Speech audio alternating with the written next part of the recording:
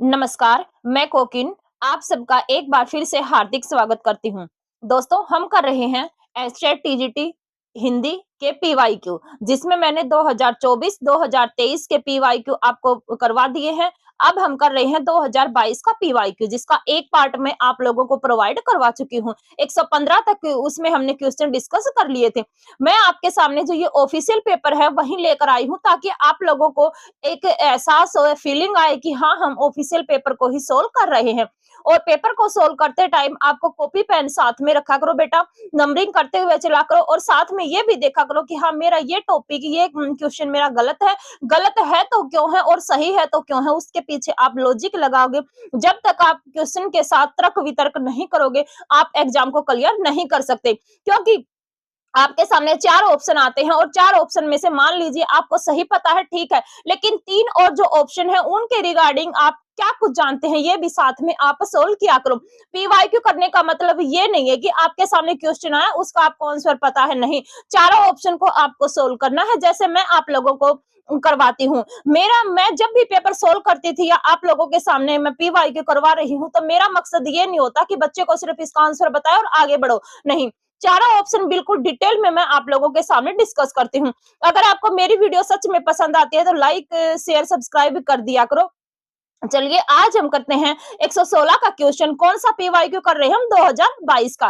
तो 115 का मैंने आप लोगों को बता दिया था कि निम्नलिखित में से कौन सा विकल्प सुमेलित नहीं है। तो ये कौन सा बताया था? मैंने सखी संप्रदाय बताया था, और मैं आप लोगों के सामने क्वेश्चन छोड़ के गई थी कि सखी संप्रदाय किसने दिया था और हित हरिवंश गोस्वामी के द्वारा कौन सा संप्रदाय दिया गया था। उम्मीद करती हूँ कि आप लोगों ने इसका आंसर ढूंढ लिया होगा। ये नहीं है कि ये ऑप्शन गलत है तो आपका आंसर ठीक है, नहीं। आप ये देखो कि जो सखी संप्रदाय और हित हरिवंश, ये 2 नाम आपके सामने आए हैं, तो सखी संप्रदाय किसने दिया था और हित हरिवंश गोस्वामी के द्वारा कौन सा संप्रदाय दिया गया था। आपका ये फर्ज बनता है, जब भी आप पीवाईक्यू सोल्व करते हो तो आप इस तरह पीवाईक्यू को सोल्व किया करो, क्योंकि कहीं ना कहीं पीवाईक्यू के जो ऑप्शन है वो आपके एग्जाम में घूमते हैं। तो चलिए, बिना देरी किए हम अपने अगले क्वेश्चन पर चलते हैं। क्या दिया गया है? क्वेश्चन नंबर 16 आपके सामने दिया गया कि किस शब्द में ई प्रत्यय नहीं है। क्या पूछा है आपसे कि ई प्रत्यय नहीं है? एक होता है उपसर्ग, एक होता है प्रत्यय। प्रत्यय हमेशा किसी शब्द के पीछे लगता है और उपसर्ग हमेशा शब्द के आगे लगता है। और ये भी ध्यान रखनी है कि ये शब्दांश है, यानी कि किसी शब्द के अंश हैं। ये मूल शब्द नहीं है। जो मूल शब्द होता है उसके पीछे जुड़ते हैं, उनका क्या है? ये एक अंश है, एक भाग है, एक हिस्सा है। कौन? उपसर्ग और प्रत्यय। ये भी बात आपको ध्यान रखनी है। तो दिया गया है आपके सामने कि किस शब्द में ई प्रत्यय नहीं है। जानकी में, चांदनी में, गांधारी में, पार्वती में। अब देखो, जनक प्लस ई क्या बन जाएगा आपका? जानकी। गांधार प्लस ई क्या बन जाएगा? गांधारी। और पर्वत प्लस ई क्या बन जाएगा? पार्वती। लेकिन चांदनी जो है ये अपने आप में ही क्या है? एक शब्द है, इसमें कोई भी प्रत्यय नहीं है। तो आपका ऑप्शन नंबर 2 यहाँ पर गलत है। उपसर्ग, प्रत्यय, संधि, समास। आपका एक आता है वाच्य, एक आता है शुद्ध यानी कि वर्तनी शब्द, और मुहावरे, लकोक्तियां। ये 5-6 टॉपिक जो मैंने बताए हैं अच्छे से कर लेना। आपका जो टीजीटी या पीजीटी हिंदी का जो पेपर होता है उसमें आपकी व्याकरण भी पूछी जाती है। कभी कभी बार तो इसकी बेटे जो व्याकरण की है वो 20 क्वेश्चन तक हो जाती है। और एक बार तो शायद 2023 में कब पेपर आया था, उसमें तो पूरी यानी कि 30 नंबर की व्याकरण दी थी और 30 नंबर का आपका लिटरेचर दिया था। तो मैं कहती हूँ कि आप मान के चलो 20 क्वेश्चन तो ऐसे मान के चलो कि आपके व्याकरण से आपको देखने को ही मिलेंगे। इसलिए लिटरेचर के साथ साथ जो मैंने ये 5-6 टॉपिक बताए हैं ये आपको करने हैं। वैसे मैंने आपको टीचिंग गोल्स ऐप है उसके ऊपर बिल्कुल डिटेल में टीजीटी का मेरा बैच वहां पर अवेलेबल है। मैंने बिल्कुल डिटेल में आपको पूरा सिलेबस वहां पर करवा दिया है। तो कहने का मतलब है कि व्याकरण को भी आपको साथ साथ लेके चलना है। पूरी व्याकरण आपको नहीं करनी है, सिर्फ आपको 5-6 टॉपिक जो मैंने बताए हैं ये आप लोग अच्छे से कर लेना। अगले क्वेश्चन पर चलते हैं कि अशोक के फूल किसकी कृति है। पूछा गया है कि अशोक के फूल, ये आपका साहित्य से क्वेश्चन है और रचना पूछी गई है। अशोक के फूल किसकी रचना है? हरिशंकर परसाई की, हजारी प्रसाद द्विवेदी की, भगवती चरण वर्मा की, या भगवत शरण उपाध्याय की। रचना क्या दी गई है आपके सामने? अशोक के फूल। तो पूछा गया कि ये रचना किसकी है, तो बेटा ध्यान रखना है अशोक के फूल वेरी वेरी वेरी इंपॉर्टेंट रचना आती है और इसकी विधा पूछ ली जाती है। तो क्या है? ये निबंध है। किसका है? हजारी प्रसाद द्विवेदी का निबंध। कब लिखा गया था? 1948 में। इसके बाद आता है कल्पलता। कल्पलता आया था 51 में। मध्यकालीन धर्म साधना इनका आता है 72 में। और आलोक पर्व के लिए इनको 1972 में क्या मिला था? साहित्य अकादमी पुरस्कार मिला था। किसको मिला था? हजारी प्रसाद द्विवेदी को मिला था। 1907 में हजारी प्रसाद द्विवेदी का जन्म हुआ था। हरिशंकर परसाई क्या है? हमारे हिंदी साहित्य में एक बड़े व्यंग्यकार निबंधकार माने जाते हैं। पूछ लिया जाए कि हिंदी के सबसे बड़े व्यंग्य निबंधकार कौन है, तो हरिशंकर परसाई। बेटा ध्यान रखना है। हजारी प्रसाद द्विवेदी कैसे निबंधकार हैं? ललित निबंधकार हैं। भगवती चरण वर्मा की आपके एनसीईआरटी में एक कविता लगी हुई है, बार बार बताती हूँ कि उस कविता को अच्छे से कर लेना। उसकी जितनी भी लाइनें हैं घोट कर पी लेना बेटा, आपके एग्जाम में 100% नहीं 200% इस कविता से क्वेश्चन देखने को मिलेगा। कविता का नाम क्या है? हम दीवानों की हस्ती। अगले क्वेश्चन पर चलते हैं कि उम्मीद करते हैं कि आपको इसका आंसर मिल गया होगा। अशोक के फूल किसकी कृति है? हजारी प्रसाद द्विवेदी की कृति है। एक और बताती हूँ हजारी प्रसाद द्विवेदी के बारे में। इनका एक निबंध है बसंत आ गया। कौन सा निबंध बताया है मैंने? बसंत आ गया। लेकिन बसंत आ गया ये तो है हजारी प्रसाद द्विवेदी का, लेकिन पूछ लिया जाए कि बसंत आ गया पर कोई उत्कंठा नहीं, क्या बताया है मैंने? बसंत आ गया पर कोई उत्कंठा नहीं। बसंत आ गया पर कोई उत्कंठा नहीं, ये पूछ लिया जाए तो ये किसका निबंध है? ये है आपका विद्यानिवास मिश्र का, जो ललित निबंधकार है। और ये निबंध भी कब आता है? 1972 में आता है। इसलिए 1972 आपके लिए इंपॉर्टेंट हो जाता है। 1972 में ही आपका राग दरबारी सॉरी धरती धन्य अपना आया था। किसका? किसका है धरती धन्य अपना? जगदीश चंद्र का। 1972 में ही मानस का हंस आया था। किसका है? आपका अमृतलाल नागर का। तो 1972 आपके इतिहास में महत्वपूर्ण जो ये सन है ये योगदान देता है। अगले क्वेश्चन पर चलते हैं कि प्रत्यय की दृष्टि से संगत विकल्प चुनिए। आपको संगत बताना है, यानी कि इसमें से सही कौन सा है बताना है। कि अनुष्ठदाता, अधिष्ठदाता, उपभोक्ता में त्रिच प्रत्यय युक्त शब्द है। वे नित्य रांग है, पौरुष्य में यह प्रत्यय है। कात्यायन सांकीर्तन और बादरायण में अन प्रत्यय है। दिखाई पिटाई जुताई में ई प्रत्यय है। तो आपसे पूछा क्या गया है कि निम्न में से कौन सा संगत है? तो आप लोगों को ध्यान रखना है संगत कौन सा है इसमें। जो ये संस्कृत का यहाँ पर आपसे व्याकरण संस्कृत से संबंधित यहाँ पर व्याकरण पूछ ली गई है, तो ये आपका क्या है? यहाँ पर बिल्कुल सही है। ये कात्यायन है, सांकीर्तन और बादरायण है, ये हमारे जो हिंदी साहित्य में लेखक या कवि हुए हैं उनके नाम हैं। आगे हम चलते हैं कि कायाकल्प उपन्यास के लेखक हैं। उपन्यास कौन सा दिया गया है आपके सामने? कायाकल्प। और पूछा गया कि कायाकल्प उपन्यास किसका है, किस लेखक के द्वारा लिखा गया है? अमृतलाल नागर ने लिखा है, मोहन राकेश ने लिखा है, मुंशी प्रेमचंद ने लिखा है, उपेंद्र नाथ अस्क ने लिखा है। तो ध्यान रखना है कायाकल्प जो उपन्यास है बेटा, हमारे हिंदी साहित्य के उपन्यासकार, सम्राट उपन्यासकार, जिसको शरद चंद्र ने सम्राट उपन्यासकार की उपाधि दी थी, हिंट मैंने दे दिया, आप लोग समझ गए होंगे मैं किसकी बात कर रही हूँ। मुंशी प्रेमचंद की। मुंशी प्रेमचंद का जन्म कब हुआ था? 1889 में मुंशी प्रेमचंद का जन्म हुआ था। और इनकी एक जो जीवनी है वो किसने लिखी थी? इनकी पत्नी शिवरानी देवी ने इनके ऊपर जीवनी लिखी थी प्रेमचंद घर में।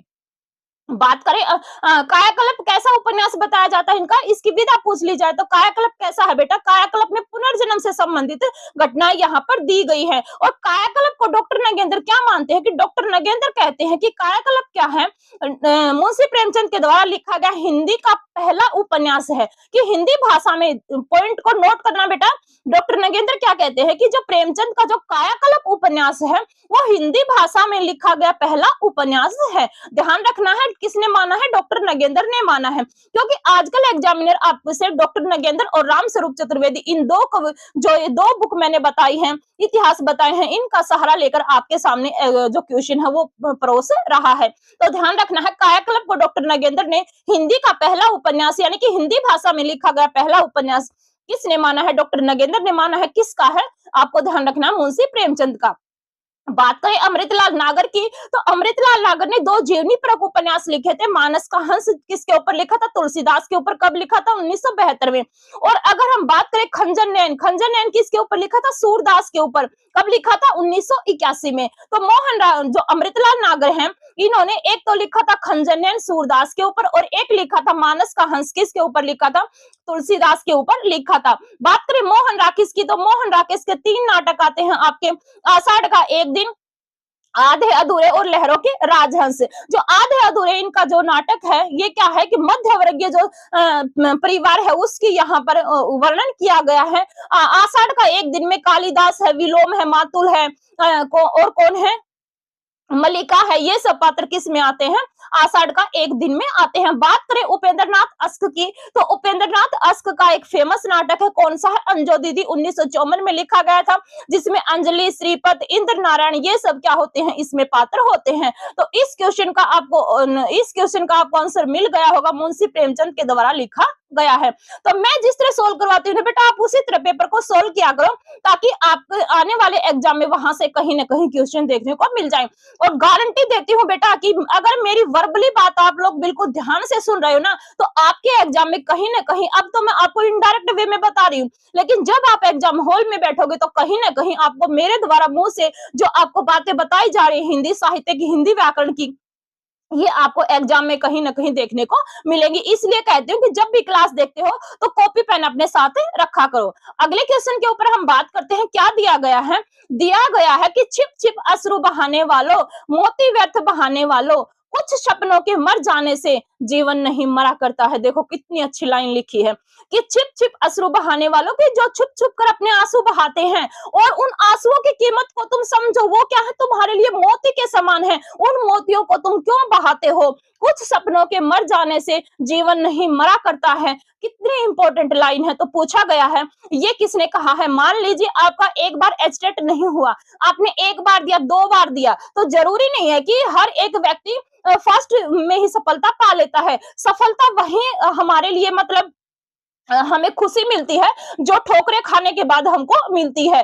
तो जरूरी नहीं है कि आपने एक बार दिया, दो बार दिया, कोई नहीं, आपका एस्टेट नहीं हुआ, लेकिन आपको एक्सपीरियंस तो मिला, आपको अनुभव तो मिला ना, कि हाँ ये मेरा क्वेश्चन था, ये मेरा क्वेश्चन गलत हुआ था, अब मैं आगे कुछ और सीखूंगी। तो हर एक असफलता कुछ ना कुछ आपको सिखाकर जाती है। तो बताया गया है इसमें कि ये जो लाइनें हैं ये किसकी हैं? अटल बिहारी वाजपेयी की, गोपाल दास निर्जर की, केदारनाथ सिंह की, शमशेर बहादुर की। तो ये very very very important line है बेटा, ये किसने कही है? गोपाल दास नीरज के द्वारा ये पंक्तियां कही गई हैं। बात करें केदारनाथ सिंह की, तो केदारनाथ सिंह आपके तीसरे सप्तक से बिलोंग करते हैं, 1932 में इनका जन्म हुआ था। शमशेर बहादुर सिंह का जन्म 1911 में हुआ था, और ये कौन से सप्तक से बिलोंग करते हैं? दूसरे सप्तक से बिलोंग करते हैं। अटल बिहारी वाजपेयी का आप सब जानते हैं कि हमारे जो भारत की जो राजनीति है उनमें कितना बड़ा योगदान अटल बिहारी वाजपेयी जी का रहा है। अगले क्वेश्चन पर चलते हैं कि रस के संदर्भ में असंगत चुनिए। रस के बारे में पूछा गया है कि इनमें से कौन सा सही नहीं है। रस का आस्वाद लौकिक है, जबकि रस क्या है? अलौकिक है। रस क्या होता है? जब आप खाना खाते हो, जब आप चाय पीते हो, जब आप दूध पीते हो, जब आप कोई अन्य पदार्थ को खाते हो, तो आपको क्या होता है? उसका रस का आपको अनुभव होता है। आपकी जो जीभ है, जो 5 इंद्रियां हैं उनमें जीभ आती है, वो जीभ क्या करती है? आपकी उस स्वाद को क्या करती है? चखती है, उस रस को अनुभव करती है। तो उसी के बारे में यहाँ पर बताया गया है। और हमारे साहित्य में रस क्या है? जब हम किसी भी काव्य को पढ़ते हैं और उस काव्य को पढ़ने से हमें जो आनंद की प्राप्ति होती है, वही क्या है? रस है। तो यहाँ पर रस के बारे में पूछा गया कि कौन सा गलत है। रस आस्वाद लौकिक है, जबकि रस क्या है? अलौकिक है। ये क्या है? बिल्कुल सही है। रस अन्य ज्ञान से शून्य या रहित होना ही लोकोत्तर चमत्कार है। आगे देख लेते हैं कि विभाव, अनुभाव, व्यभिचारी, संयोग, दर्शन, निष्पत्ति आचार्य भरत मुनि प्रदत्त रस निष्पत्ति सूत्र है। और नाटक में शोक एवं दुख की घटनाओं के वर्णन में आनंद अनुभूति होती है। तो आपको बताना है कि कौन सा गलत है। नीचे से ही शुरुआत करते हैं हम कि जब आप नाटक को पढ़ते हो तो उसमें शोक भी आता है, दुख भी आता है। शोक और दुख दोनों क्या है? एक दूसरे के पर्याय है। तो क्या बताया गया कि घटनाओं के वर्णन से आनंद अनुभूति होती है। ये बिल्कुल सही है, क्योंकि जब हम किसी नाटक को पढ़ते हैं, काव्य को पढ़ते हैं, किसी भी विधा को पढ़ते हैं, तो मान लीजिए उसमें दुख की घटना आ गई, तो आपको अंत तक उसको पढ़ना पड़ेगा। आपके अंदर ये जिज्ञासा उत्पन्न होगी कि हाँ ये घटना है, तो लास्ट में क्या पता इसका कोई सॉल्यूशन आपको दिखाई दे दे। तो इसके कारण आप क्या करते हो? उस रचना के साथ अटैचमेंट हो जाते हो, यानी कि आपको आनंद की अनुभूति होती है। ये बिल्कुल सही है। और ये परिभाषा दी गई है बेटा, ये भरत मुनि के द्वारा दी गई। कहां पर दी गई है? नाट्य शास्त्र में ये परिभाषा दी गई है कि विभाव, अनुभाव, व्यभिचारी, संयोग, दर्शन, निष्पत्ति। यहाँ पर व्यभिचारी जो शब्द आया है, इसका यहाँ पर इन्होंने क्या शब्द बताया है बेटा? संचारी भाव। व्यभिचारी का दूसरा अर्थ क्या है? संचारी भाव। तो पूछ सकता है एग्जामिनर कि व्यभिचारी का क्या अर्थ है? भरत मुनि ने जो रस सूत्र के बारे में जो परिभाषा दी है, तो यहाँ पर व्यभिचारी का अर्थ क्या है? संचारी भाव। और संचारी भाव की संख्या कितनी मानी है? भरत मुनि ने 33 मानी है। लेकिन देव जो आदि रीतिकार के अंतर्गत जो कवि आते हैं, देव ने एक नया संचारी भाव मान लिया है, और वो कौन सा है बेटा? छल नामक नया संचारी भाव देव के द्वारा माना गया था। और देव ने जो हो तात्पर्य नाम की जो शब्द शक्ति है, चौथी शब्द शक्ति किसने मानी है? देव के द्वारा मानी गई है। ये भी आप लोगों को ध्यान रखना है। तो आपका ऑप्शन 4 और ऑप्शन 3 तो बिल्कुल सही है, लेकिन ऑप्शन 2 क्या दिया गया कि अन्य ज्ञान से शून्य या रहित तो होना ही लोकोत्तर चमत्कार है। ये गलत है। शून्य या अगर आप उससे रहित हो जाओगे, उससे आप अलग हो जाओगे, तो आपको आनंद की अनुभूति कहाँ होगी? लोकोत्तर का अर्थ क्या होता है कि लोक इतर, यानी कि इस लोक से परे आप जब उस रचना से हट जाते हो, तो आपको आनंद की अनुभूति कहां पर होगी? तो ये क्या है? आपका गलत है। तो ऑप्शन नंबर 2 क्या है? यहाँ पर आपका गलत है। मैंने बता दिया क्यों गलत है। रस के बारे में याद रखना है कि रस की परिभाषा भरतमुनि ने नाट्य शास्त्र में दी है। नाट्य शास्त्र में इन्होंने 8 रस बताए हैं। नाट्य शास्त्र में इन्होंने 4 अलंकार बताए हैं, जिसमें उपमा, रूपक, दीपक और यमक। अगले क्वेश्चन पर चलते हैं कि रजनी बीती भोर भयो घर घर खुले किवारे गोपी दही मथत सुनियन है कंगना के झनकारे। ये पंक्ति पूछी गई है, एनसीईआरटी से क्वेश्चन है, पूछा गया है कि ये पंक्ति किसकी है? सूरदास की, मीराबाई की, घनानंद की, केशवदास की। तो ये पंक्तियां हैं मीराबाई की, जो है क्या है? कृष्ण भक्ति शाखा से बिलोंग करती है, लेकिन इनका कोई भी संप्रदाय नहीं है। जैसे सूरदास जी हैं, इनके द्वारा ये बताए जाते हैं शुद्ध अद्वैतवाद में, केशवदास निम्बाक संप्रदाय में, घनानंद जी निम्बाक संप्रदाय में। तो मीराबाई क्या है? ये किसी संप्रदाय से बिलोंग नहीं करती। मीराबाई और रसखान 2 ऐसे कवि हुए हैं, ये क्या थे? निरपेक्ष थे, इनका कोई भी संप्रदाय नहीं था। तो भोर और बरखा एनसीईआरटी 7th क्लास में ये रचना लगी हुई है, वहां से ये पंक्तियां उठाई गई हैं। सूरदास का जन्म कब होता है? सूरदास का जन्म कब हुआ था? 1498 में। घनानंद का जन्म हुआ था 1689 में, और केशव का जन्म हुआ था 1555 में। जो केशवदास है वो आदिकाल रीतिकाल और जो आपका भक्ति काल है, उसके बीच एक पुल का काम कौन करते हैं? केशवदास करते हैं। और केशवदास के बारे में बताया जाता है कि इन्होंने एक रामचंद्रिका नाम की एक रचना लिखी थी, और वो किसकी होड़ में लिखी थी? इन्होंने तो रामचरितमानस की होड़ में इन्होंने लिखी थी। और क्यों लिखी थी? क्योंकि केशवदास क्या करते थे? जो केशवदास का जो परिवार है वो ब्रज संस्कृत भाषा में रचनाएं करता था, लेकिन केशवदास ने क्या किया कि केशवदास ने उन जो अपनी रचनाएं थी वो इन्होंने ब्रज भाषा में दे दी। तो इसके ऊपर तुलसीदास ने केशवदास को प्राकृत का कवि कहा। तो इस लांछन से बचने के लिए केशवदास ने क्या किया था कि जो रामचंद्रिका है वो एक रात में ही गढ़ दी थी। अगले क्वेश्चन की तरफ चलते हैं। क्या दिया गया है? दिया गया है कि युद्ध करने की इच्छा रखने वाले को क्या कहा जाता है? कहा जाता है। वाक्यांश से क्वेश्चन है कि मतलब एक शब्द आपको यहाँ पर बताना है। विजिगीषु है, युयुत्सा है, युत्सु है और मुमर्सु है। तो युद्ध की इच्छा रखने वाला कौन होता है? युत्सु। मुमर्सु कौन होता है? जो मरने की इच्छा रखने वाला वो कौन होता है? मुमूर्सु। अगले क्वेश्चन पर चलते हैं कि निम्न शब्दों में से किसमें सु उपसर्ग का प्रयोग नहीं हुआ है?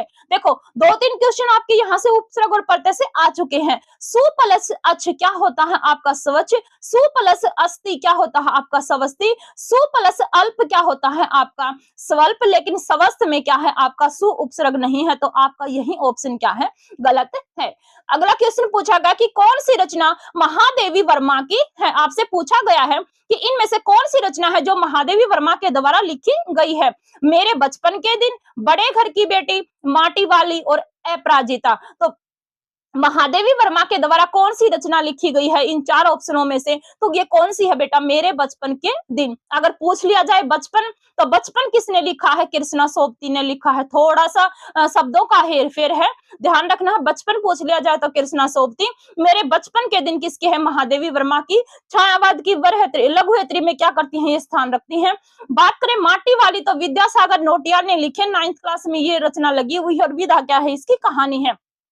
अपराजिता कब आई थी? 1939 में। किसकी रचना है? रामेश्वर शुक्लांचल, जिसको हिंदी में मानसलवाद का प्रवर्तक माना जाता है। अब यहाँ पे एक रचना आई है बड़े घर की बेटी, तो इसके बारे में थोड़ा सा एक्सप्लेन करना चाहूंगी बेटा। बड़े घर की बेटी ये किसकी है? ये मुंशी प्रेमचंद की है। और कब लिखी थी इन्होंने? ये 1910 में ये रचना लिखी थी। और बताया जाता है कि ये रचना पहले जो ये कहानी है, विधा क्या है बेटा? इसकी कहानी। और ये किस पत्रिका में छपी थी? ये जमाना पत्रिका में छपी थी। बड़े घर की बेटी किस पत्रिका में छपी थी? जमाना पत्रिका में। बताया जाता है कि मुंशी प्रेमचंद की ये पहली कहानी है। कब लिखी थी? 1910 में। लेकिन इसके बाद क्या होता है कि मुंशी प्रेमचंद ने जो पंच परमेश्वर, कुछ आलोचक इनकी पंच परमेश्वर जो कब लिखी गई थी? 1915 में। और कफन इनकी अंतिम कहानी 1936 में लिखी थी, इनको मानते हैं। लेकिन इनके बीच में जो बड़े घर की बेटी और पंच परमेश्वर है, इसके बीच में एक कहानी और आती है। एक बार मैं आप लोगों को बता देती हूँ वो कहानी कौन सी है। बताया जाता है सोत।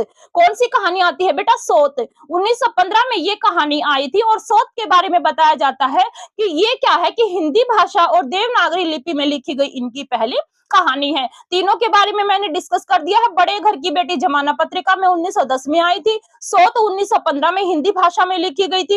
और पंच परमेश्वर क्या है? 1915 में इनकी लिखी गई थी। अगले क्वेश्चन की तरफ चलते हैं कि शुद्ध शब्द का चयन कीजिए। यहाँ पर आपसे पूछा गया कि इनमें से शुद्ध शब्द कौन सा है? प्रमाणिक है, आगामी है, अभिजात्य है और दुरावस्था है। अब देखो, जब मैंने आपको ईएमआरएस की जो सीरीज करवाई थी उसमें मैंने आपको जब कौन सा काल करवाया था? मैंने जब भक्ति काल करवाया था, मैंने भक्ति काल करवाया था, वहां पर जो रचना आई थी जायसी की पद्मावत। तो पद्मावत की रचना आई थी, उसको कुछ प्रामाणिक मानते हैं, कुछ अप्रामाणिक मानते हैं, कुछ अर्ध प्रामाणिक मानते हैं। मैंने वहां पर आप लोगों को बताया था कि प्रामाणिक नहीं होता, क्या होता है? प्रामाणिक होता है। और तब मैंने जोर देकर आप लोगों को बताया था कि ये जो प्रामाणिक शब्द है ये आपसे शुद्ध अशुद्ध में पूछा जाता है। तो प्रामाणिक नहीं होता, प्रामाणिक होता है। आगामी नहीं होता, क्या होता है? आगामी। क्या होता है? आगामी। अभिजात्य, अभिजात्य ये सही है। लेकिन दुरावस्था, दुरावस्था नहीं होता, दुरावस्था होता है। क्या होता है? दुरावस्था। तो इसके अकॉर्डिंग आपका ऑप्शन नंबर 3 क्या है? यहाँ पर सही है। मैंने चारों बता दिए हैं कि ये कैसे लिखे जाएंगे। अगले क्वेश्चन की तरफ चलते हैं। क्या दिया गया कि सुमित्रा नंदन पंत को किस रचना पर ज्ञानपीठ पुरस्कार मिला है? किसको? पंत जी को। क्या मिला है? ज्ञानपीठ पुरस्कार। किस रचना पर मिला है? ये पूछा गया है। अब देखो, पंत जी हैं, ये आपके छायावाद की बरहत्तरी में स्थान रखते हैं। पंत को प्रकृति का सुकुमार कवि भी कहा जाता है। पंत की रचनाएं इनको 4 भागों में बांटा गया है: छायावादी, अंतःचेतनावादी, मानवतावादी और नव मानवतावादी। अंतःचेतनावादी यानी कि जो प्रगतिवादी रचनाएं हैं। अब देखो, जो किस रचना पर इनको ज्ञानपीठ पुरस्कार मिला था? हमारे हिंदी साहित्य में सबसे पहले ज्ञानपीठ पुरस्कार पाने वाले कौन है? सुमित्रानंदन पंत जी। कब मिला था इनको? 1968 में ये पुरस्कार मिला था। और किसके ऊपर मिला था? चिदम्बरा के ऊपर ये पुरस्कार दिया गया था। इसके बाद मिला था रामधारी सिंह दिनकर को, उसके बाद अज्ञे को, और उसके बाद क्या मिला था? महादेवी वर्मा को। यानी कि 4 ये लेखक ऐसे हुए हैं, लेखक लेखिका ऐसे हुए जिनको किसी पर्टिकुलर एक रचना के ऊपर ज्ञानपीठ पुरस्कार दिया गया था। लेकिन बाद में क्या होने लगा? महादेवी वर्मा के बाद जिनको ज्ञानपीठ पुरस्कार मिला वो उनके संपूर्ण साहित्य के ऊपर दिया जाने लगा। ये भी बात आप लोगों को ध्यान रखनी है। रामधारी सिंह दिनकर को मिला था उर्वशी पर, अज्ञे को मिला था कितनी नाव में कितनी बार पर, और महादेवी वर्मा को मिला था यामा के ऊपर। तो मैंने इसका आंसर बता दिया है, चिदम्बरा। अब 3 रचनाएं और आई हैं, वीणा, लोकायतन और युगांत। ये रचनाएं तो है बेटा पंत की, लेकिन ये अलग अलग। उससे मैंने बताया ना कि जो सुमित्रानंदन पंत है इनकी रचनाओं को 4 भागों में बांटा गया है। बात करें उच्छ्वास ग्रंथि, वीणा, पल्लव और गुंजन, तो ये किस में आती है? छायावाद में आती हैं। बात करें अगर हम लोकायतन, चिदम्बरा की, तो ये किस में आती है? ये आपकी नव मानवतावादी में आती हैं। युगांत, युगवाणी और ग्राम्य ये आपकी प्रगतिवाद में आती हैं। तो इसके अकॉर्डिंग आपका ऑप्शन नंबर 3 यहाँ पर क्या है? सही है। अगले क्वेश्चन पर चलते हैं कि मोको कहाँ ढूंढे रे बंदे, मैं तो तेरे पास में, यह पंक्ति किसकी है? मोको कहाँ ढूंढे रे बंदे, मैं तो तेरे पास में। यानी कि भगवान को खोजने के लिए, ढूंढने के लिए लोग कहीं काशी जाते हैं, हरिद्वार जाते हैं, कहीं वैष्णव पर जाते हैं। यानी कि इस तरह से यहाँ पर कबीरदास ने व्यंग्य किया है कि यहाँ पर प्रभु क्या कहते हैं, भगवान क्या कहते हैं कि हे मनुष्य, मैं तो तेरे अंदर ही वास करता हूँ, तू मुझे ढूंढने के लिए इस सांसारिक मोह माया के चक्कर में फंसा है और तू मुझे ढूंढने के लिए अलग अलग स्थानों पर जाता है। तो कबीरदास जी क्या कहते हैं कि भगवान तो क्या है? हर मनुष्य के हृदय में वास करते हैं। तो ये पंक्ति पूछी गई है, मैंने बता दिया है किसकी है? कबीरदास की। कबीरदास का जन्म कब हुआ था? 1398 में। रविदास इनसे 10 साल बड़े थे, 1388 में। रविदास यानी कि रविदास रहीम का जन्म कब हुआ था? 1556 में। और दादू दयाल का जन्म कब हुआ था? 1544 में दादू दयाल का जन्म हुआ था। दादू दयाल का जन्म अहमदाबाद में हुआ था, लेकिन इन्होंने अपनी कर्मस्थली किसको बनाया था? राजस्थान को इन्होंने अपनी कर्मस्थली बनाया था। इसी कारण कबीर, जो दादू दयाल है, इनको दूसरा कबीर भी कहा जाता है। राजस्थान का कबीर किसको कहा जाता है? दादू दयाल को कहा जाता है। ध्यान रखना है। अगले क्वेश्चन पर चलते हैं कि जैसे उनके दिन फिरे कहानी संग्रह किसका है? विधा ध्यान रखनी है, क्या है ये कहानी पूछा गया है, किसकी कहानी है? मनु भंडारी की, हरिशंकर परसाई की, मुंशी प्रेमचंद की, महादेवी वर्मा की। तो महादेवी वर्मा ने कोई कहानी नहीं लिखी है, तो वैसे चला गया।